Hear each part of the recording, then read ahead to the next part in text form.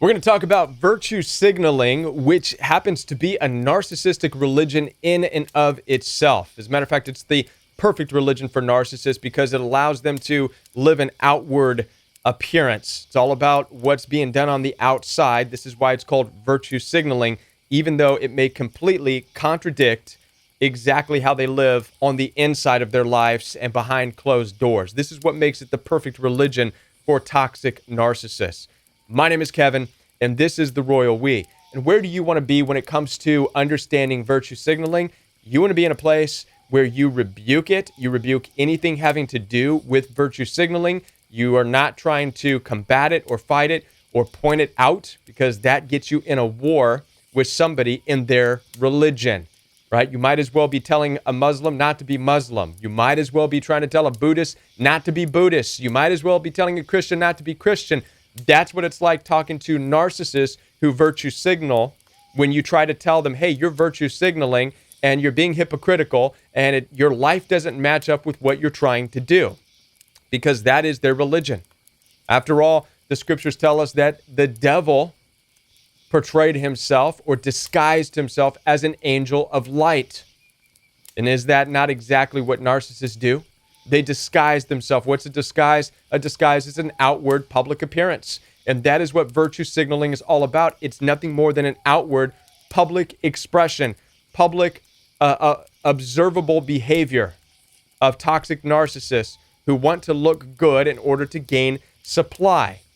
Now, I had a sibling that I dealt with who was highly narcissistic, who would cuss and berate and call me names. And I'm sure many of you can attest to a similar situation in your own experience with narcissists.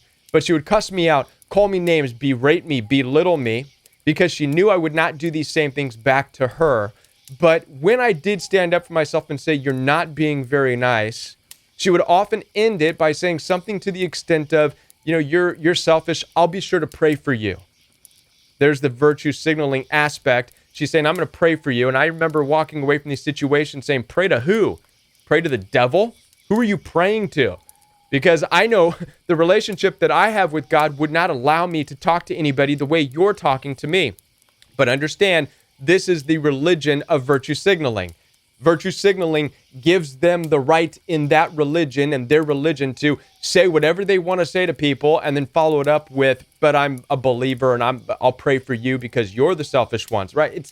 It is so sick and twisted, and that's what virtue signaling is. It's a sick and twisted religion, and you are to have nothing to do with it. This is how you're going to heal, and this is how you are going to move on. We tend to want to call out virtue signaling, but as I said, we cannot do that. Right? Virtue signaling has always existed. It's nothing new. Virtue signaling has been around since the days of Jesus. As a matter of fact, in Jesus' time, that was his big gripe with the Pharisees and the Sadducees that also existed all over the place at the time. They were all virtue signaling people, and he called them out. You tell people to do this. You wave to people and try to live this extravagant life. You dress in robes. You call yourself high and mighty. But on the inside, Jesus said, you're empty. You're like empty tombs. You're filled with dead men's bones. That's all you are, right?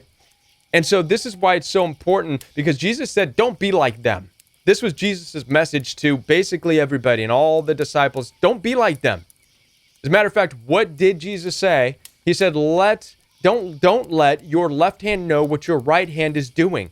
This is what separates you from those who practice the virtue signaling religion, is that when you do things, don't broadcast it, right? Don't let your left hand even know what your right hand is doing. And this is how you know you're of a different faith and you are of a different belief, because you don't do things to showcase yourself or to wear a disguise or to wear a mask or to present yourself as something. That's not why you're doing it. You're doing it because you have a burning sensation inside to do what's good, even if nobody sees it.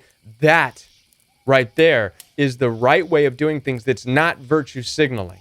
And that is what will be rewarded. Now, it also indicates in the Bible, for those of you who want to know, it tells, for those people who are in the religion of virtue signaling, it tells us plain and simple that their reward is that moment of virtue signaling. So whatever accolades they get, whatever that sibling got when she told me, I'm going to be sure to pray for you because you're ignorant and stupid and blah, blah, blah, and cussing me out. Whatever she felt in the moment, that was her only reward. That is the reward of virtue signaling, is whatever they feel in that moment. This is why narcissists virtue signal an awful lot, because they need that moment of satisfaction. They need to feed themselves with that moment of feeling good.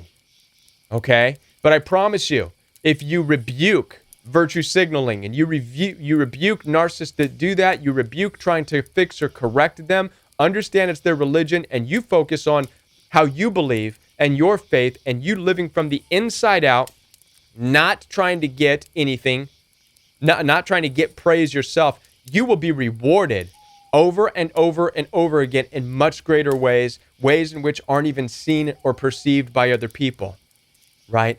So rebuke the notion of virtue signaling. Rebuke and have nothing to do with wanting to fix or change what you see with people who are in the religion of virtue signaling. And I want to help you through this process. Visit www.jointheroyalwe.com, where you can schedule one-on-one time with me. We could have a FaceTime consultation, a telephone consultation, or even a text message consultation. Also, every Monday night is Royal We Live Chat. This is an opportunity for us to come together as a community, ask questions, answer questions, and we could even you could even call in for free as long as you know that it is a live show. Also, Saturday mornings is all new Royal We Fellowship. This is an in-depth Bible study pertaining to understanding the world is narcissistic and toxic. It's unlike any other church or Bible study you've been a part of. You can find out all about these things down below in the description box. Head on down there and visit www.jointheroyalwe.com, and I'll be back with more videos right here on The Royal We.